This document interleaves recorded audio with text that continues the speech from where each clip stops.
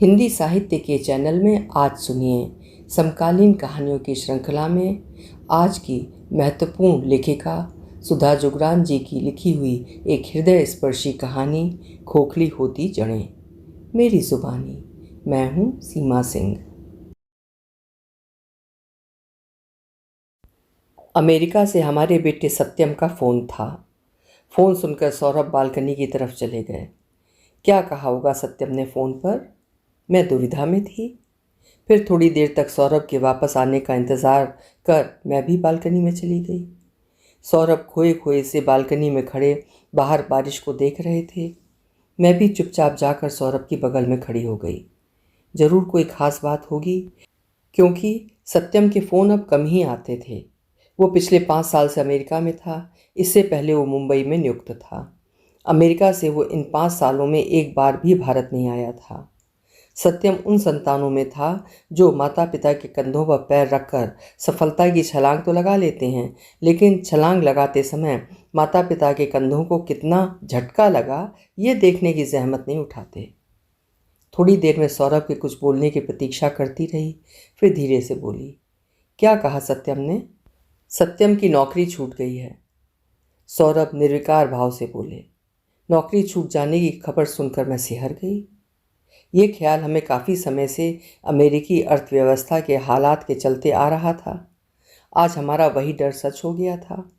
हमारे लिए हमारा बेटा जैसा भी था, लेकिन अपने परिवार के साथ खुश है, सोचकर हम शांत रहते थे।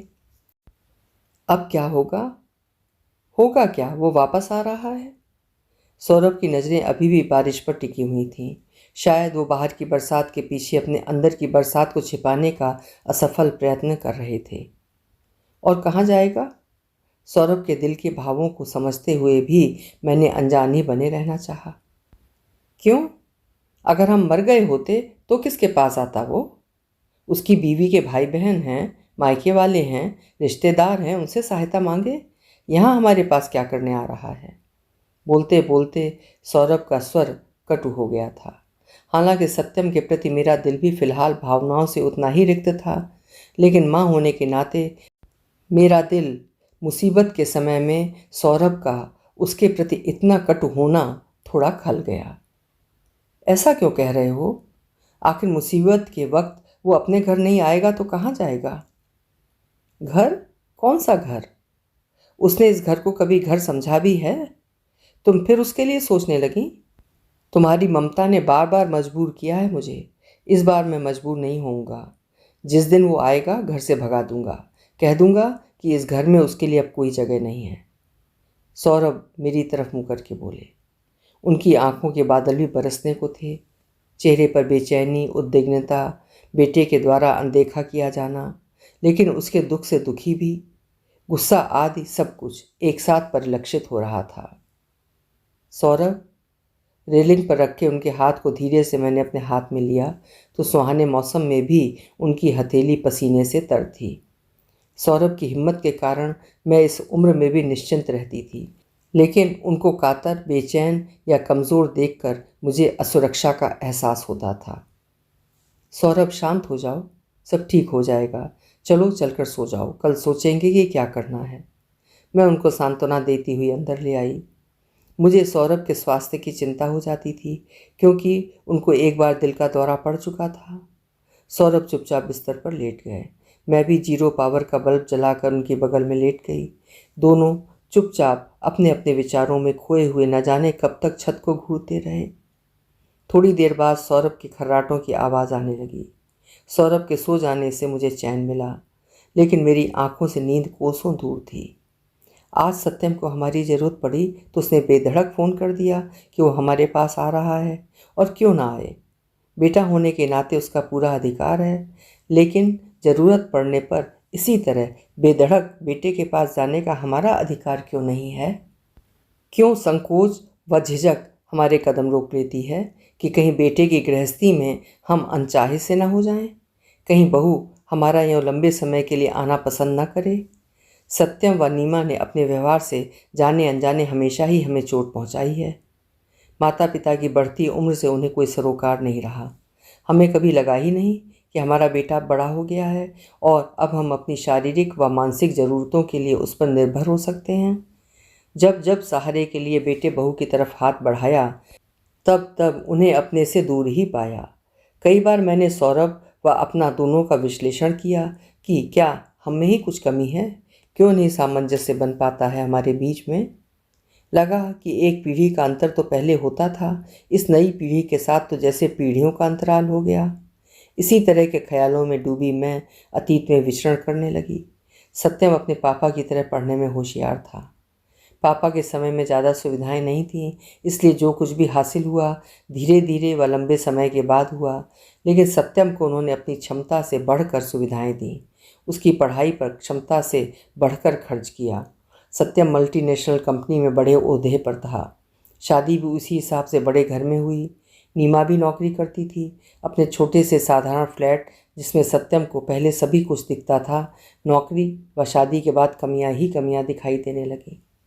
जब जब छुट्टी पर आता कुछ ना कुछ कह देता। कैसे रहते हो आप लोग इस छोटे से फ्लैट में? ढंग का ड्राइंग रूम भी नहीं है।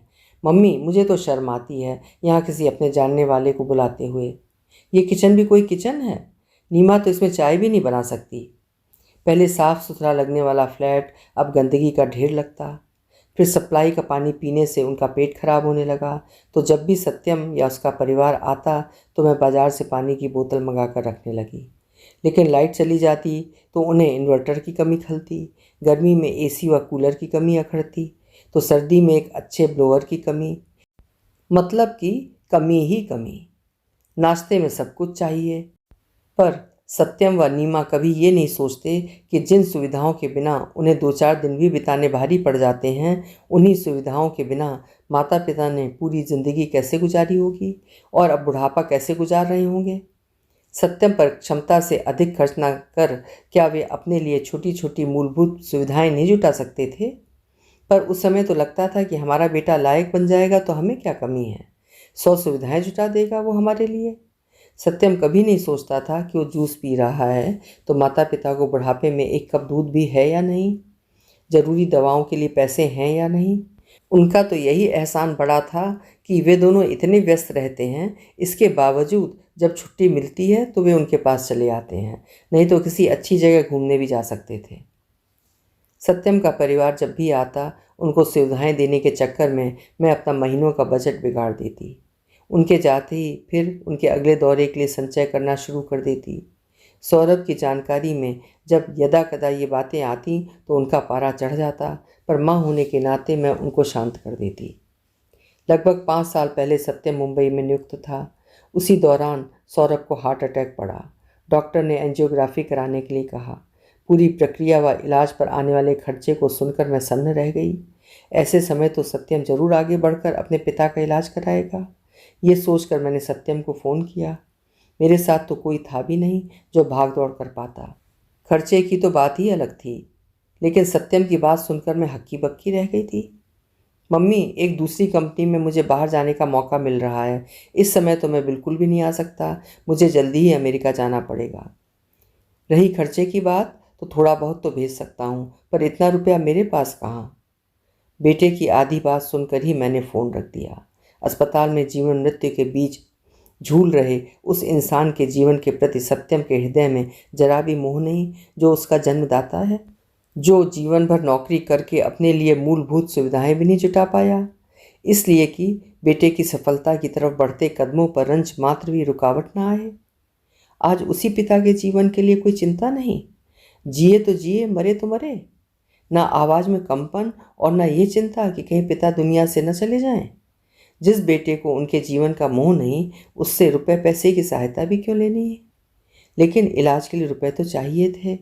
सौरभ ने एक छोटा सा प्लॉट सस्ते दामों में शहर के बाहर खरीदा हुआ था। अब वो अच्छी कीमत में बिक सकता था। लेकिन सौरभ ये सोचकर कि सत्यम उस पर अच्छा सा सुख सुविधापूर्ण घर बनाएगा, नहीं बेचना चाह रहे थे। फिर उस समय उन्होंने अपने एक परिचित से कहा कि वो उस ज़मीन को खरीद ले और उसे इस समय रुपए दे दे। उस परिचित ने भी ज़मीन सस्ती मिलती देख उन्हें रुपए दे दिए। उस समय उन्हें लगा बेटे के बजाय ज़मीन खरीदना शायद ज़्यादा हित कर रहा, जो इस मुसीबत में उनके काम आई। इधर सौरभ के ऑपरेशन का दिन फिक्स हुआ, उधर सत्यम अमेरिका के लिए उड़ गया। वहाँ से पिता का हालचाल जानने के लिए फ़ोन आया तो उसकी आवाज़ में इस बात का कोई मलाल नहीं था कि वो अपने पिता के लिए कुछ नहीं कर पाया। तब से 5 साल हो गए। सत्यम और उनका संपर्क लगभग खत्म सा हो गया था। उसके फ़ोन यदा कदा ही आते जो नितांत औपचारिक होते, और अब जब मंदी की चपेट में आकर सत्यम की नौकरी छूट गई तो वो उनके पास आ रहा है।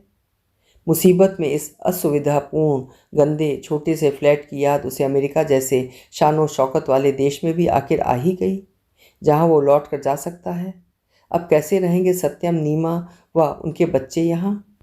कैसे बनाएगी नीमा इस किचन में चाय, जहाँ पानी जब आए तब काम करना पड़ता है?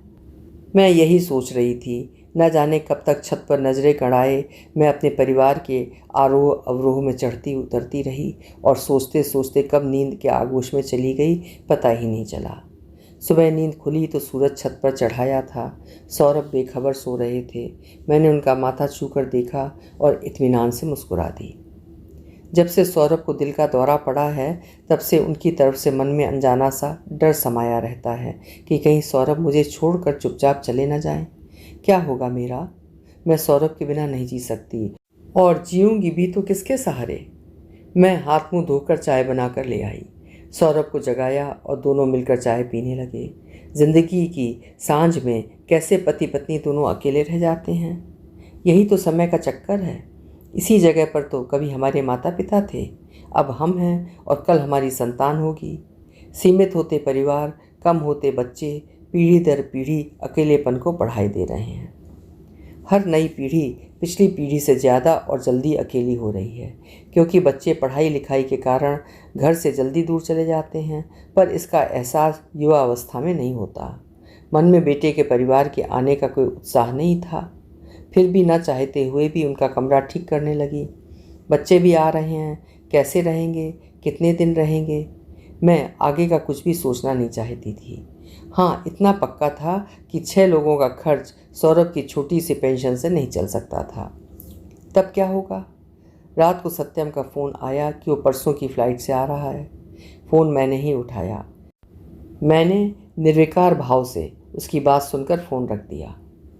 दूसरे दिन मैंने सौरभ से बैंक से कुछ रुपए लाने के लिए कहा। नहीं है मेरे पास रुपए। सौरभ बिफर गए। सौरभ प्लीज़ अभी तो थोड़ा बहुत दे दो। सत्यम भी यहाँ आकर चुप तो नहीं बैठेगा, कुछ तो करेगा। मैं अनुनय करने लगी। सौरभ चुप हो गए। मेरी कातरता, व्याकुलता सौरभ कभी नहीं देख पाते, हमेशा भरा पूरा ही देखना चाहते हैं। उन्होंने बैंक से रुपए लाकर मेरे हाथ में रख दिए।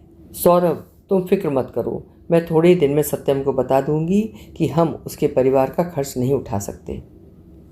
घर है, जब तक चाहे बसेरा कर ले, लेकिन अपने परिवार की जिम्मेदारी खुद उठाए, हमसे कोई उम्मीद न रखे।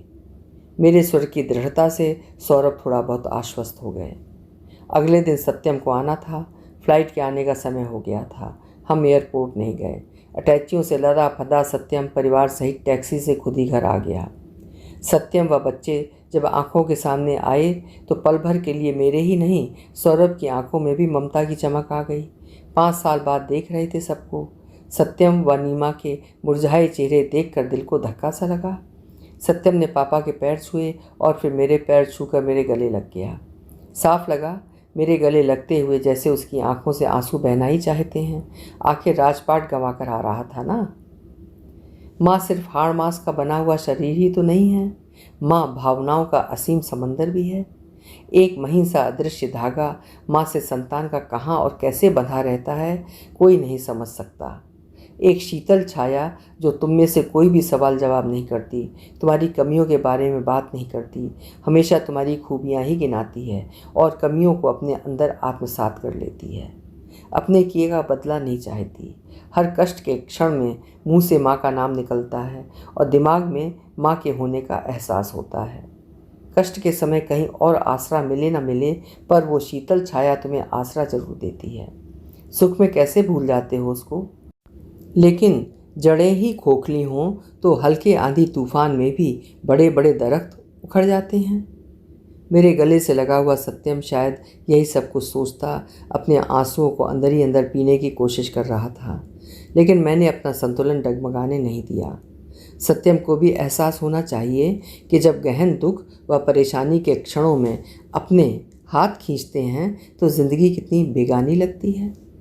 विश्वास नाम की चीज़ कैसे चूर चूर हो जाती है। बैठो सत्यम, उसे धीरे से अपने से अलग करती हुई मैं बोली। अपना सामान कमरे में रख दो, मैं चाय बना कर लाती हूँ, कहकर अपने मनोभावों को छिपाते हुए मैं किचन में चली गई। बच्चों ने प्रणाम किया तो मैंने उनके गाल थपथपा दिए।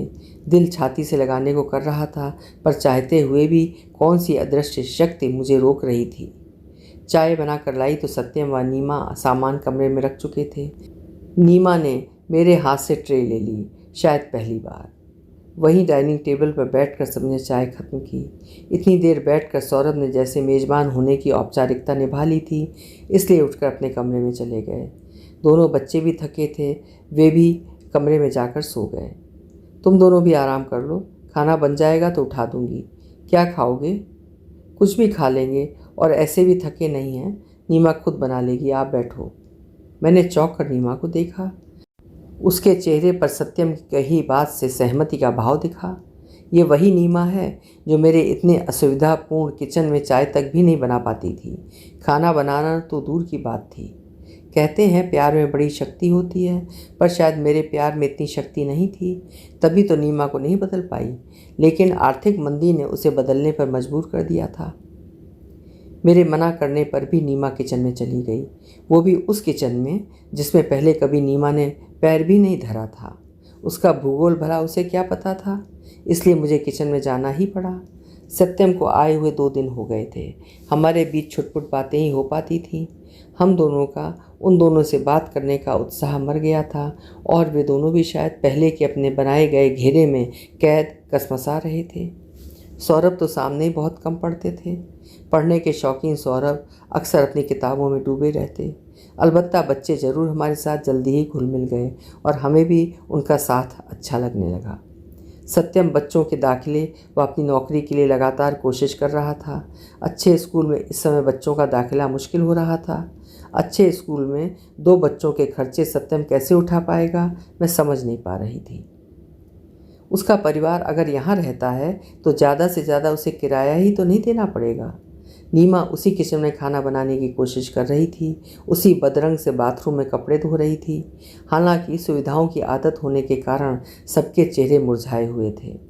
सत्यम रोज ही अपना रिज्यूमे लेकर किसी न किसी कंपनी में जाता रहता। आखिर उसे एक कंपनी में नौकरी मिल गई। कंपनियों को भी इस समय कुशल कर्मचारी कम तनख्वाह में हासिल हो रहे थे, तो वे क्यों ना इसका फ़ायदा उठाते। तनख्वाह बहुत ही कम थी। सोचा भी ना था मम्मी, ऐसी बाबू जैसी तनख्वाह में कभी गुजारा करना पड़ेगा। सत्यम बोला। दिल हुआ कहूँ कि तेरे पिता ने तो ऐसी ही तनख्वाह में गुजारा करके तुम्हें इतने ऊंचे मुकाम पर पहुंचाया, तब तूने कभी नहीं सोचा। लेकिन उसके स्वर में उसके दिल की निराशा साफ झलक रही थी। माँ होने के नाते दिल में कसक हो आई। ठीक हो जाएगा सब कुछ, परेशान मत हो सत्यम। मंदी कोई हमेशा थोड़ी ही रहने वाली है। एक ना एक दिन तुम दोबारा अमेरिका चले जाओगे, उसी तरह बड़ी कंपनी में नौकरी करोगे। मेरी बात में सांत्वना तो थी ही, पर उनकी स्वार्थपरता पर करारी चोट भी थी। मैंने जता दिया था जिस दिन सब कुछ ठीक हो जाएगा तुम पहले की ही तरह हमें हमारे हाल पर छोड़कर चले जाओगे।